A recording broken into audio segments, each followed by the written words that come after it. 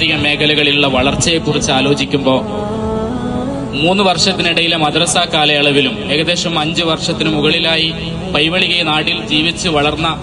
എന്നെ സംബന്ധിച്ചിടത്തോളം എനിക്കത് ശരിക്കും അനുഭവിക്കാൻ കഴിഞ്ഞിട്ടുണ്ട് എന്നുള്ളതൊരു യാഥാർത്ഥ്യമാണ്. പൈവളികയിലെ ഈ CSE ക്ലബ്ബ് ചെയ്തുകൊണ്ടിരിക്കുന്ന സാമൂഹിക സാംസ്കാരിക മേഖലകളിൽ,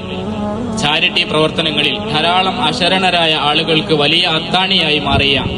ഈ സംവിധാനം, ഒപ്പം തന്നെ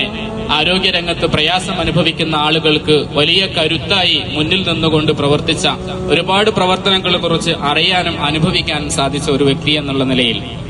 ഒപ്പം തന്നെ ധാരാളം ആളുകളുടെ കണ്ണീരൊപ്പാൻ, ഒരുപാട് വിവാഹ